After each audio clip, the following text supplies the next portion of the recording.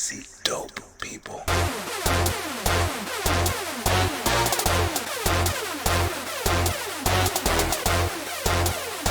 Welcome back to another Dope People podcast. I am your host, Hayden Green, Brooklyn's favorite polymath. That's right, I said favorite.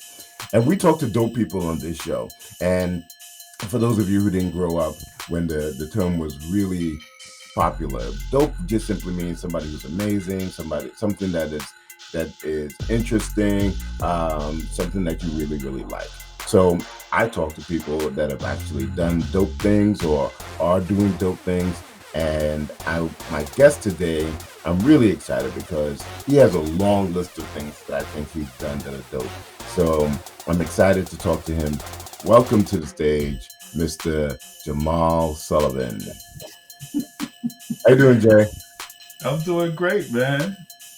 I appreciate the intro. That's dope. Thank you. We're both wearing regional t-shirts today. I'm in a Brooklyn state of mind, right? Yep. A Brooklyn t-shirt, and you got your ain't no genius like a black Mississippi genius. I love that. Right, baby. I love that. Are you originally from Mississippi? I lose track of like you bounced around a lot. Yeah, I grew up in Mississippi. I was born in North Carolina, but I spent my first 18 years in Mississippi. My parents were faculty at Jackson State University. Nice. I love that. So, Jamal, we start off this show by simply getting a litmus test as to what you consider to be dope. So I want you to tell me, who is the dopest person that you think that you have met or that you actually know? All right. So I know a lot of dope people, but I'm going to go back in time a bit to one of my early bosses, Stan Lathan. Stan Lathan was my boss when I was at Digital Hip Hop. It was we created like 3 animated music videos for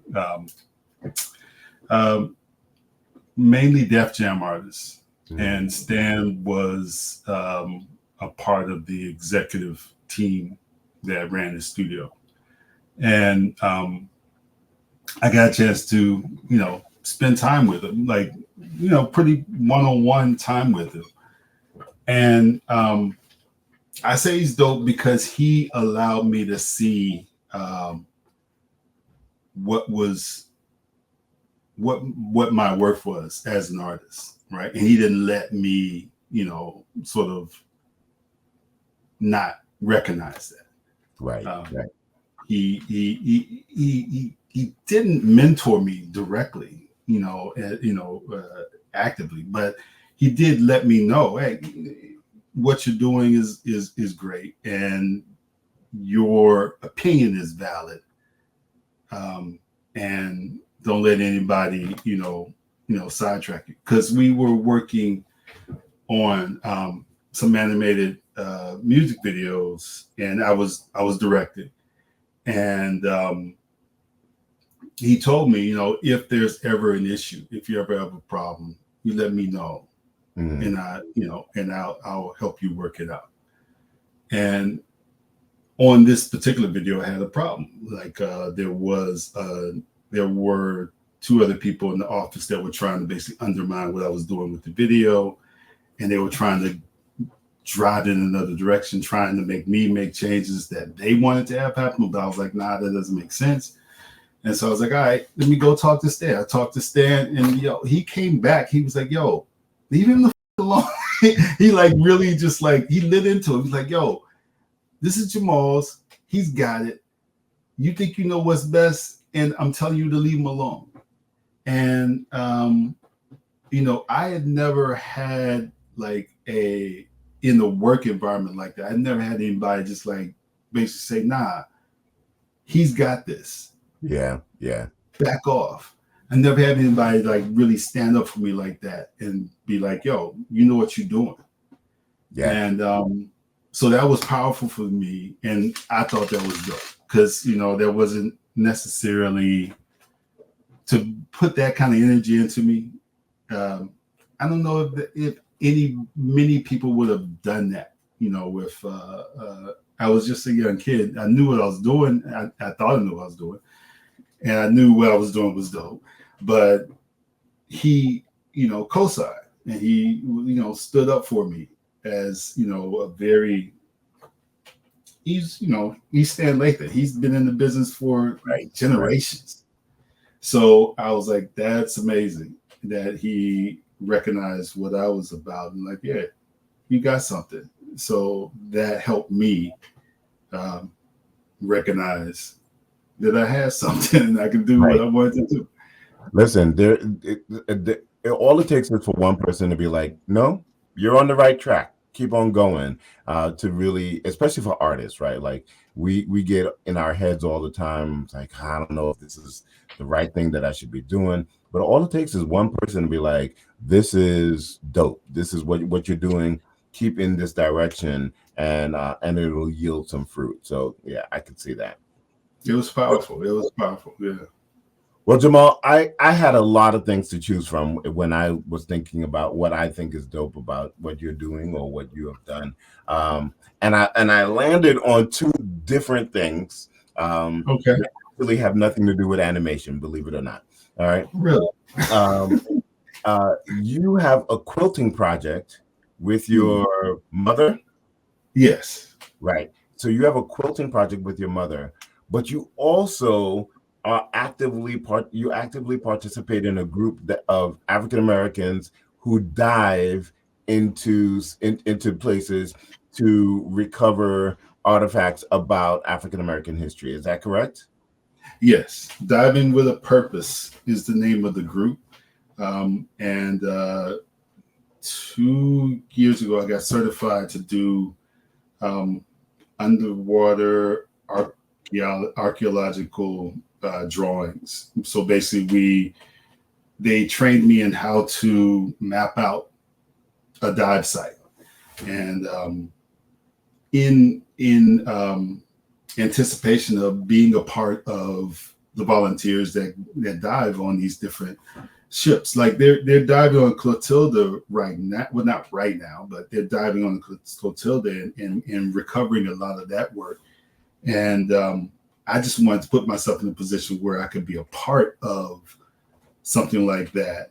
So I worked with them, got certified, and I'm just waiting for the call up to be on the next, crew to be a part of that. That for me is the dopest thing that I've ever heard of, right? And for people who don't know what Clotilda is the last slave ship that brought enslaved Africans to the United States, and I think that there is something absolutely amazing about being able to dive into history, just really dive into history and tell the story from our point of view, with our words, with our knowledge of what happens after said incident. So that to me is the dopest thing about you, that you're involved in that. I can't imagine the stories that you're going to be able to tell to people about being able to be in these ships, on these wrecks, in these sites, and seeing our history. And the thing about water is water like preserves a lot of this information. And so you literally are walking backwards in time, and I think that that's absolutely dope. Definitely, man. I mean, the opportunity to directly touch, experience, bring home the ancestors that may have been lost, or bring home artifacts that speaks directly to their experience. With that as a possibility, I was like, yeah, definitely, I'm a part of that. I got into scuba diving with one of my colleagues when I was teaching at our university. And we got certified, just because we enjoy the diving, and because it's just an amazing feeling, just flying. You're flying. Yeah. And to also bring that kind of energy to recovering or witnessing. Honestly, it's really just the witnessing, just like, yo, we're here in this space where this ship that was a part of this massive part of American history, not just Black history, but American history. American history, yeah. Part of American history, and we're witnessing, what our ancestors had to go through. Whether they made it all the way here or they didn't. Being able to be a part of the team that says, hey, we're here for you, and we can bring you home. We can make some sort of connection to that experience. I mean, it was a no-brainer for me to be like, yeah, I definitely want to be a part of that. It's just, it feels powerful. All right, well, Jay, we are going to take a quick break, and when we come back, I want to hear something dope that you've done or that you are continuing to do, and we'll pick it up on the other side of the break. Y'all ready? All right. All right.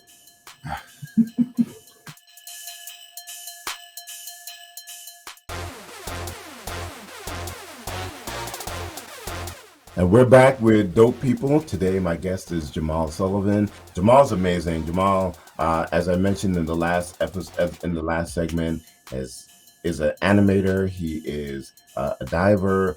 He has a quilting project with his mom. But those are all the things that I see. But Jamal, I want you to tell me, what dope things have you done? What have you either been a part of a project, or what thing, like one time, like sometimes we have an episode of being dope, like just helped a old lady across the street, and then she turned out to be a millionaire, and she gave it to this foundation.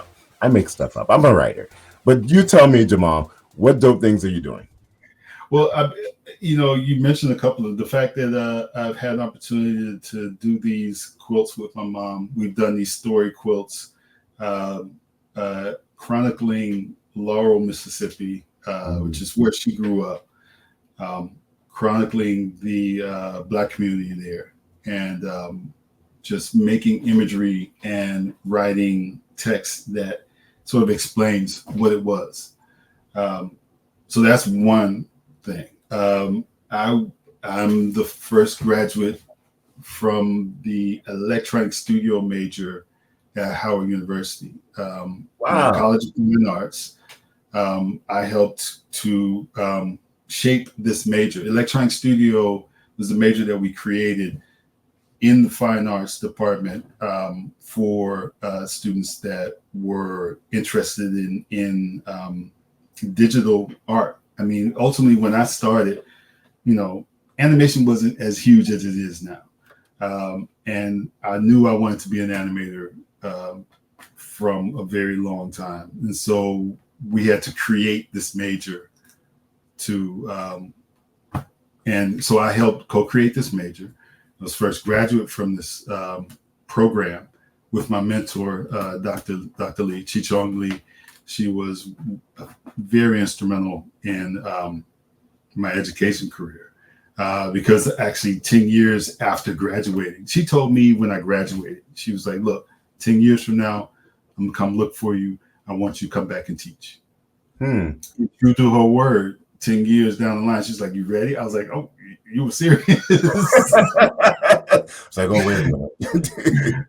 And so she was like, yes, I'm serious. I want you to come back and teach. And so I came back to Howard. So I taught at Howard. I think that's another dope thing. I got to teach at my alma mater in the program that I helped create. Let's see. I had my work up in Times Square as an independent animator.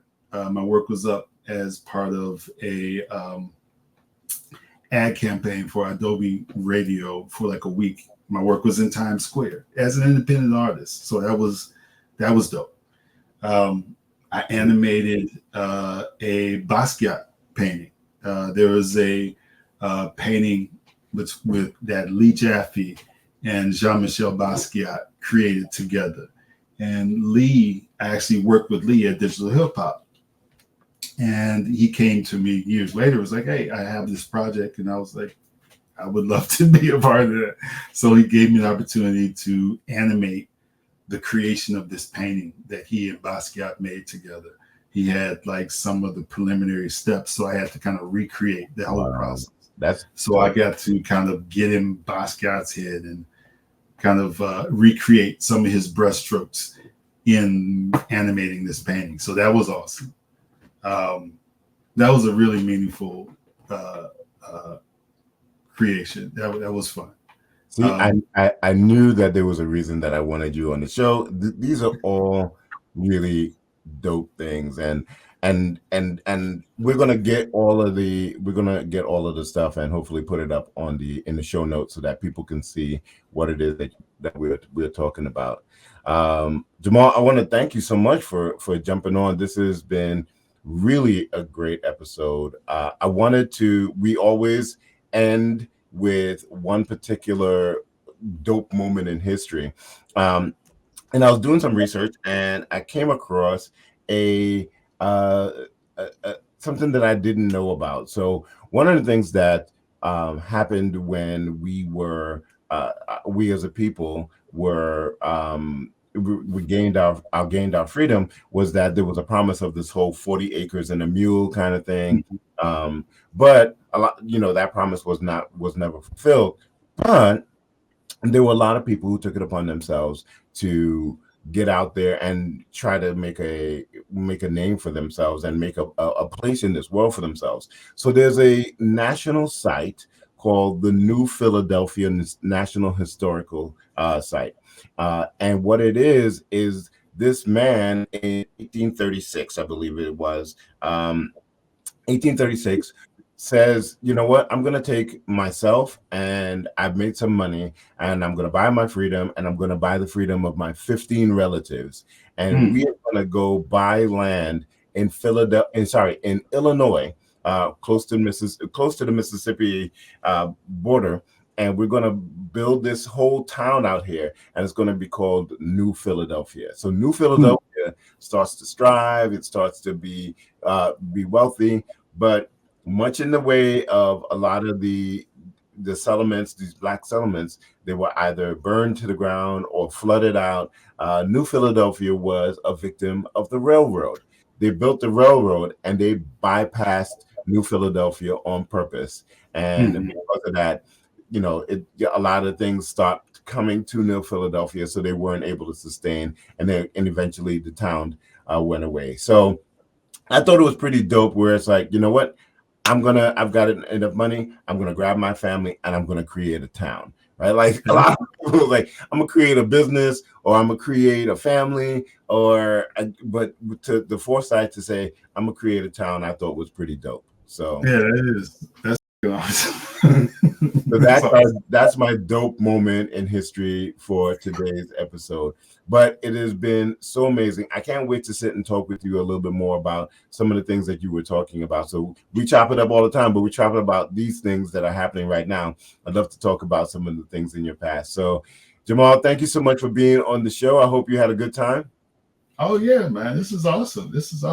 I mean, yeah, I appreciate you put me onto this and thank you. I mean, it's meaningful to have someone say, hey, I think something's dope about you.